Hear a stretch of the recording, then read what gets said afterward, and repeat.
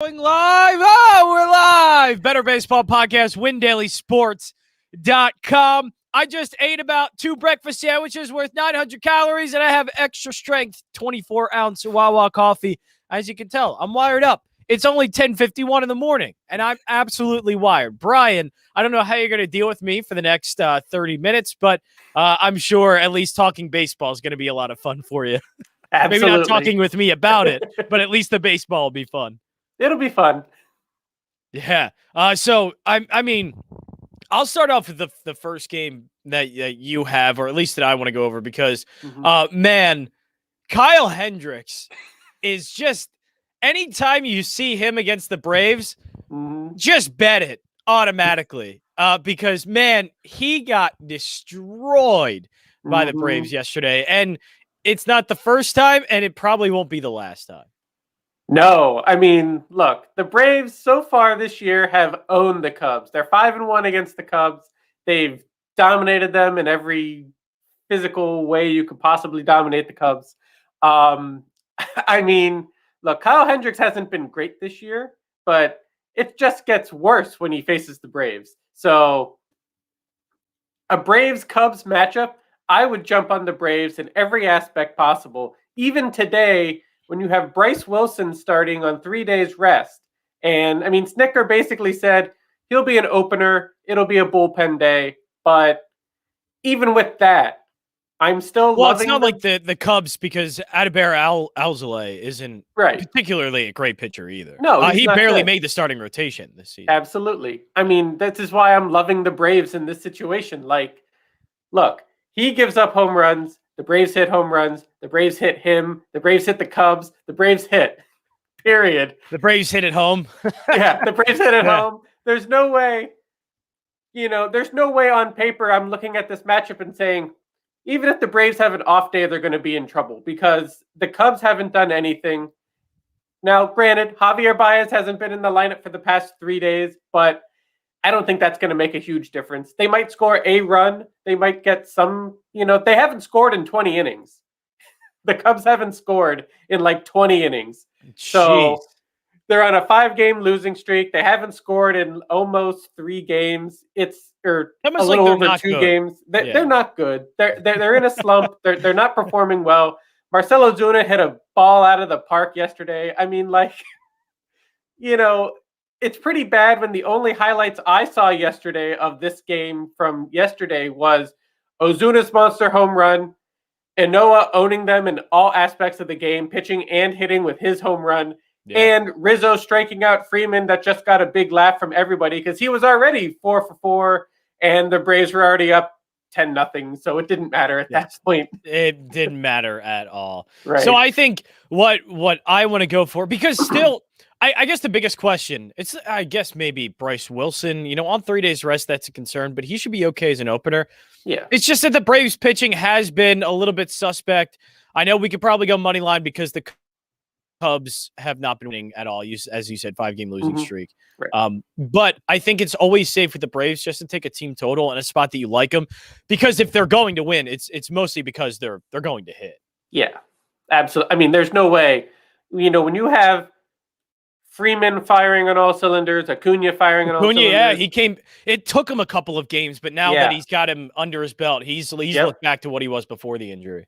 Right, absolutely. And when he's scoring from first on a shallow ball to right field that Marisnik, falls over on, but still ridiculous. I mean, look, if he gets on base, he's probably going to manufacture something out there. He's going to get around the base path and be able to get other runners in running, scoring position, get himself into scoring position if he's not already, and be able to capitalize on whatever the Braves can do at the plate. So, look, I mean, their lineup is clicking right now. They've clicked against the Cubs all season. So,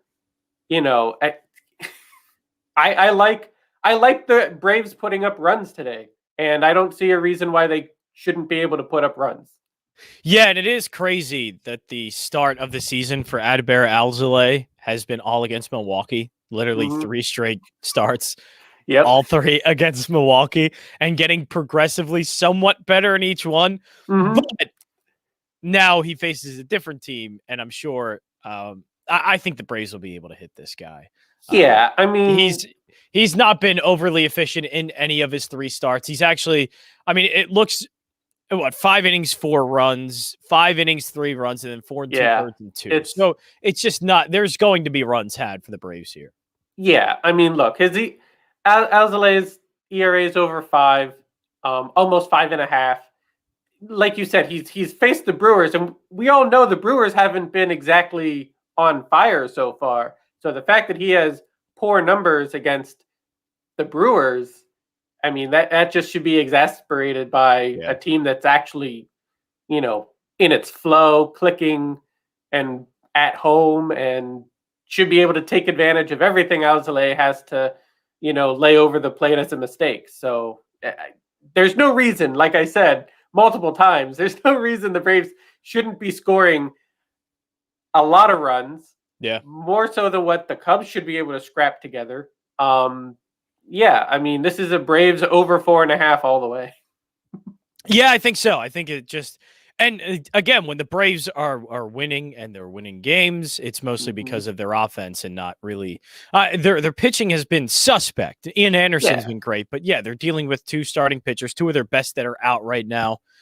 They're having some bullpen issues this season, and they're a little bit thinner than they were last year in the bullpen. So it's not pitching that I want to rely on too much, as their hitting. So if I think they're going to win, that means I also think they're probably going to hit their team total over. Now, I'm highlighting this game between the Rays and Athletics. The debut of Shane McClanahan. That guy's got some good stuff. And debuts with starting pitchers can always be a mixed bag, but I always feel like just because of the unknown that they usually end up cruising kind of easily in their first starts until there's now, people are starting, hitters start to get tendencies and start to actually understand his stuff. But the first few times around the lineup is more like a feeling out process to me. And with the way these 2 teams have hit, I would have to say under 4.5 for the first 5 innings seems like a pretty good play. Absolutely. Look, this is his first regular season start, but he did make a few appearances in the postseason last year, and he pitched very well in those appearances. Now, granted, maybe it's an inning here, an inning there, whatever. People don't know his stuff because he's still a rookie, but I mean, he was effective in high pressure moments. So just get the start today against Oakland should be against the lineup that's struggling right now, though. I mean, they are struggling. I'm not saying it's going to be an easy outing for him because who knows? Who knows? Exactly. Who knows? I mean, he could be nervous. There could be other issues at play. He could just get hit. Maybe 1 or 2 guys in the Oakland lineup can jump on his stuff, but I don't expect him to be terrible. I think his stuff is fantastic. He should be pretty solid. They're at home. This is the final game of the 4-game set. So the Rays play well, so they should be able to back him up, get some offense behind him. Their defense is always good. What Glasnow said the other day or yesterday or whatever, Kiermaier makes a diving catch in the outfield, and Glasnow's like always impressed at how great the defense is behind him. So they have a good defense behind him. They have a capable lineup that can put runs up on the board to help him out. He shouldn't need to be dominating or overwhelmingly focused on having perfect pitches. This is he's got the gas too. He's got the stuff that he can get away with. He can get away with things. He has good ball movement, nasty stuff. Look, I mean, Oakland's lineup is okay, but it's not that great after their 13-game win streak. They haven't done even towards the end of that winning streak. They started to cool off a bit. They started to cool off. A lot of it was, airs from Minnesota or whatever else, helping them get those wins. There's a lot of aspects. And I think the Rays are a nice, super solid team that can support McClanahan in any way that he needs. He should be able to get through his 6 innings and have a pretty reasonably quiet day on the mound.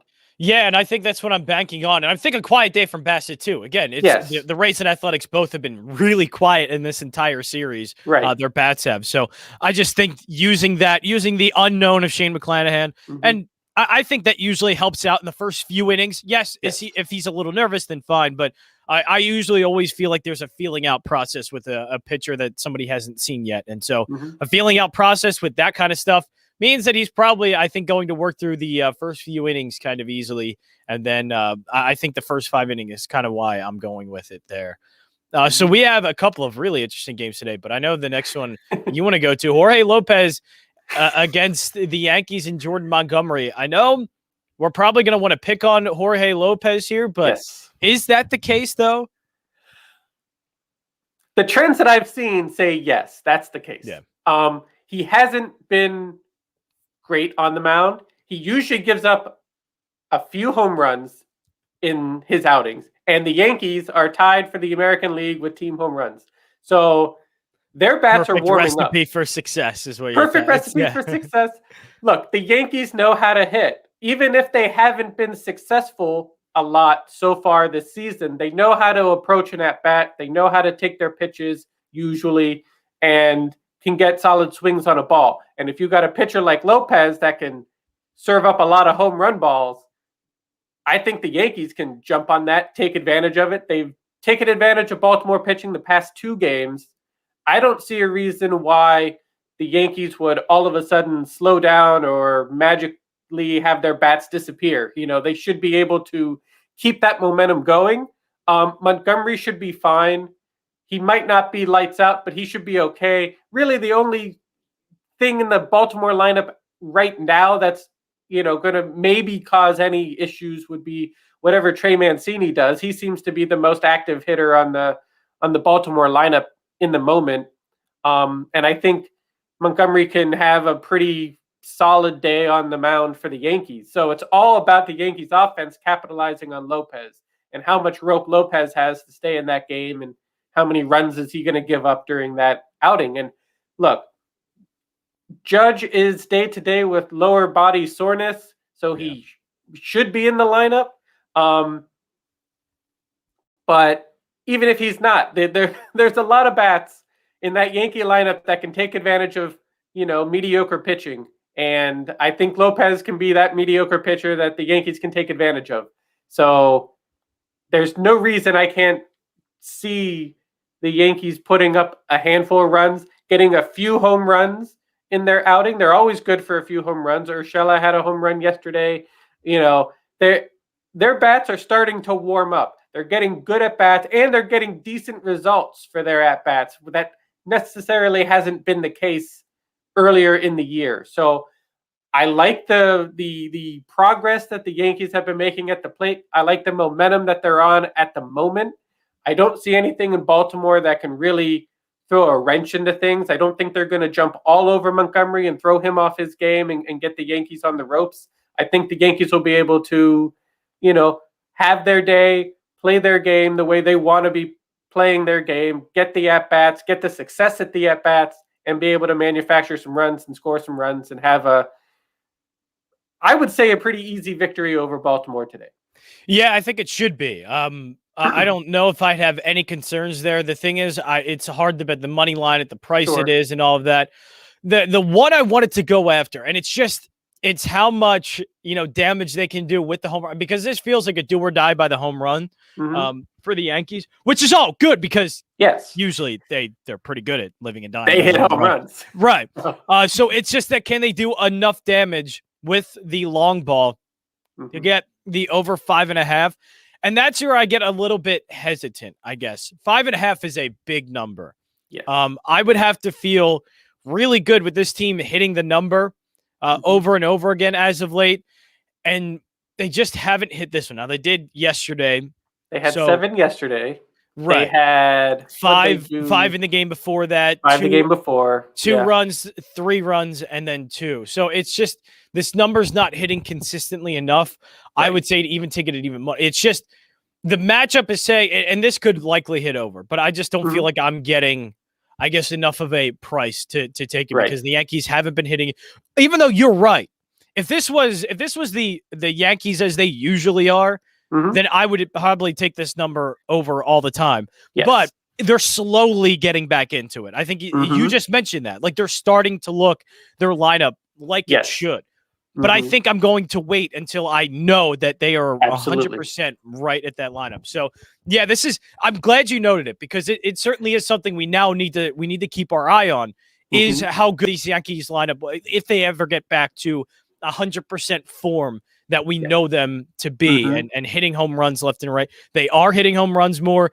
They are hitting the ball well, and they look like they're getting back to form. But I think it's one to be notable of than to bet it on today, which we are doing, WinDailySports.com, Better Baseball Podcast with my guy Brian here, breaking down the slate.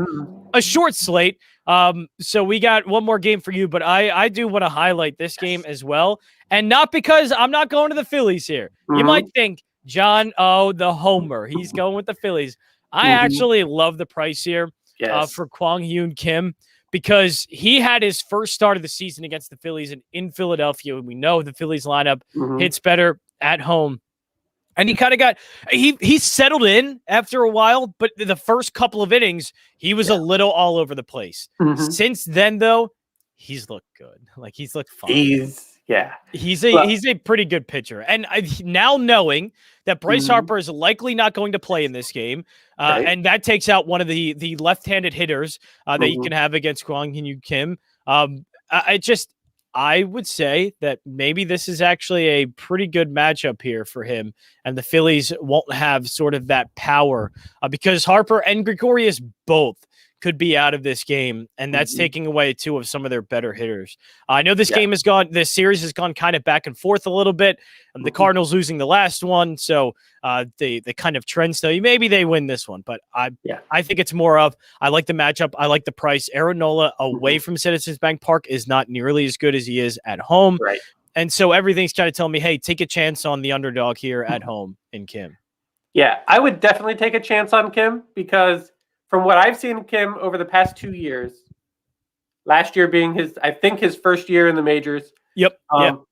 He pitched very well last year. He was very good as a starter for the Cardinals last season. Now, granted, he was only facing other Central Division teams in the AL and NL, so we didn't get to see the full slate of Major League Baseball. But what he did see and what he did do was very impressive for a first-year international pitcher starting in the majors. He ran into some problems in spring training and stuff this year because he had a back issue. So that's why he had the slow start in the first outing. That's why he had, unimpressive looks in spring training. If you were paying attention to the Cardinals in spring training, he wasn't that great, and he had a slow start to the season. But if he is healthy, he pitches very well. And the fact that the Phillies are away and don't have Bryce Harper, they probably won't. Gregorius might. He got pegged in the ribs, so he might end up playing. But I know Harper for sure is not going to play. Harper's not. I think Andrew Knapp ended up playing yesterday, so it looks like it might be a real Muto day today. Okay, but I mean, like, the Phillies lineup isn't 100%. They're on the road. Kim is a very good pitcher, so I love this matchup of Kim versus a weakened on the road Phillies offense. Nola is probably going to be fine. The question is, can the Cardinals support Kim's outing? That's the bigger issue. The Cardinals offense has been inconsistent. So that's the only real question I have, but I think they can do enough against the Phillies to help out. Kim is probably going to have a solid 6 innings of very low run producing innings for the most part. Like, I can't, in his outings, he's very shut down. He doesn't give a lot to the opposing offense. Usually, if he's healthy, if he's on his mark, and he typically is on his mark. So I love this matchup. I think Kim can have a great day. And we'll just see, can the Cardinals do enough offensively against Nola to give him the run support that Kim needs to, at least get through his outing, and then whatever the bullpen can do for the Cardinals to maintain whatever the situation is after he gets taken out. Yeah, so the Phillies are bottom half in the league when it comes to facing left-handed pitching, and then they are close to the bottom third of the league when it comes to hitting away from Citizens Bank Park. So it's just not great success on the road, not great success against left-handed pitching. Kim, I think what's happening here, what's going to happen here is that, you look at the last start for Kim against the Phillies, and it's really easy to go, okay, well, the Phillies can hit him well. And then Nola's last start was incredibly good, and go, all right, Nola's back and he's going to be an ace. But sort of these splits and kind of everything sort of tell you that, well, the Phillies don't really hit on the road that well. They don't hit left-handed pitching.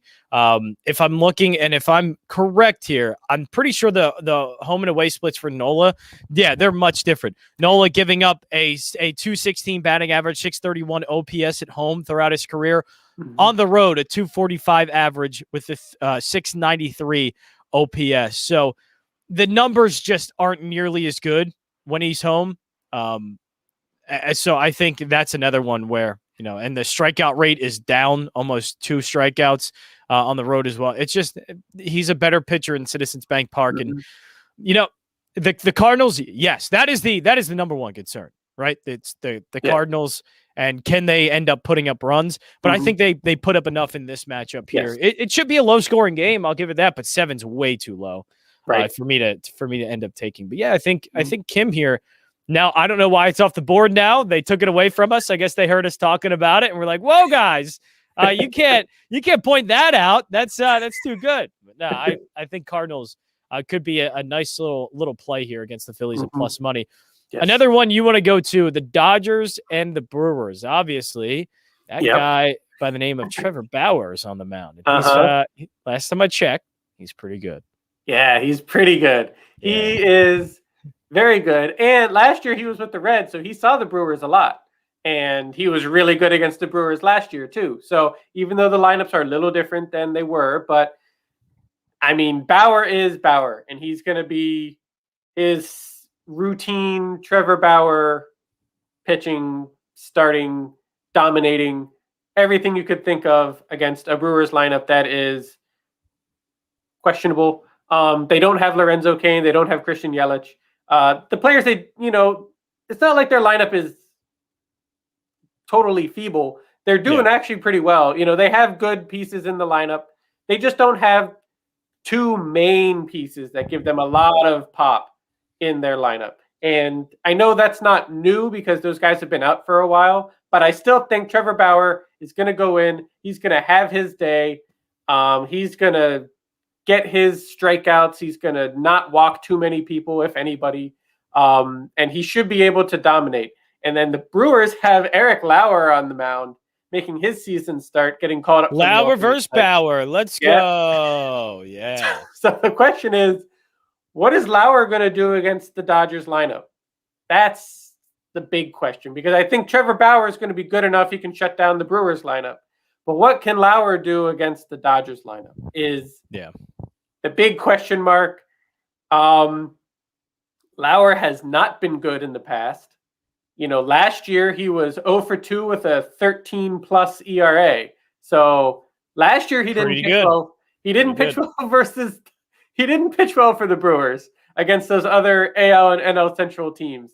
I think historically when he was with the Padres, he was 5-0 against the Dodgers with a 2.11 ERA. So, I don't know how much those numbers matter because that's 2+ years ago. But, he didn't pitch well last year. He was at the alternate site at the beginning of this year. Is he going to be able to hold the Dodgers offense down? And, look, the Dodgers offense hasn't been amazing these past handful of games. Like even yesterday, Sonny Gray shut down the Dodgers all afternoon until he got taken out. And then they took advantage of one bad inning from a reliever for Cincinnati and exploded for 6 runs in that one inning to make it look like an 8-0 blowout win for the Dodgers. But Sonny Gray shut them down. Can Lauer get some success against the Dodgers lineup? Absolutely. Because they're not hitting as well as they stereotypically have been or appear to be hitting. That Red series in Los Angeles, I was pretty high on the Reds, side, that they dominated most of those games. Yeah. And it was just a stellar performance by Kershaw that kept them in the game against Sonny Gray that gave the Dodgers that win yesterday. So I'm not sold on Eric Lauer getting blown up by the Dodgers lineup because the Dodgers the Dodgers really hit been lefties. hitting. Dodgers hit lefties well too. This is a really weird number I'm seeing here. So I'm just gonna say, guys, if you're listening right now, take the Dodgers over 4.5. It's a great matchup against Eric Lauer, who is a lefty. They have hit lefties really well this season. They have. It's at even money, the over 4.5. But you look at the Dodgers and their run totals for the past 5 games. They have hit this number 4 out of the last 5. 5 runs against the Padres, 7 in a loss. 3 in a loss against the Reds, 5 in a loss against the Reds, and then 8 yesterday. They've been hitting over this number, and in a perfect matchup, and at even money. And even money tells you it's a 50-50 shot. Lately, it hasn't been. It's been more than that. So why? I don't know. Maybe this is one of those like, hey, it looks too easy, John. Don't be an idiot. But I mean, the matchup and everything's telling me that the Dodgers are likely going to hit the crap out of Lauer here. I'd rather take my chance on it at even money. I would assume so. I would assume they hit the crap out of Lauer. You just don't know. Like yesterday, it took them to the relievers to get those, over 5 runs because they were shut down for the first 6-7 innings of that game. So I think they can put their work in against Lauer. I think they can get some runs in off of Lauer. Absolutely. They can easily hit home runs. So if Lauer leaves anything over the plate, I think the Dodgers will be able to capitalize and get some solid hits and solid contact against him. So yeah, I mean, I love the over 4.5. It's just, when will they hit over 4.5?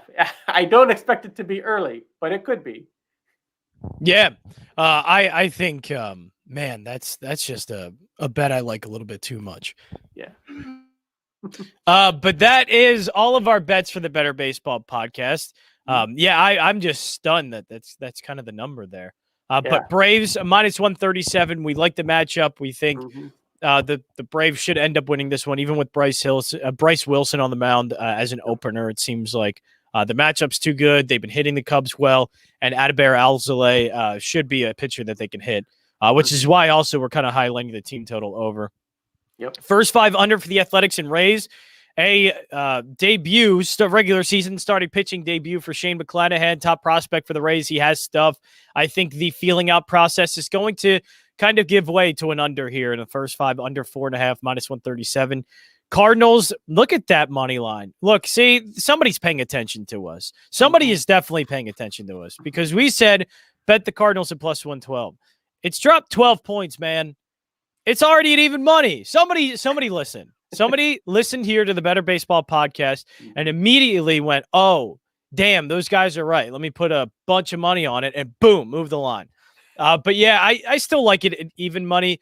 It gets a little bit more man, I wish I could have gotten it plus 112, but still fine. And look, now even the Dodgers at even money. Damn it. Still pretty good. Minus 130. You're close to even money there. Over 4.5 for the Dodgers as well. Brian, a good Thursday here on the Better Baseball podcast. Yes. Not a lot of fun. It was a short slate too, so I think we made the most of finding some bets on a short slate. And we'll be back tomorrow with the Better Baseball podcast 10:30. But tonight, WinDailySports.com, we are going to have an NFL draft live stream. A ton of names are going to be on it. Some great guests, but Sina Jad is the one that's going to be hosting it, and they are going to do a phenomenal job. There's a ton of people on it. It's just going to be a heckin' good time.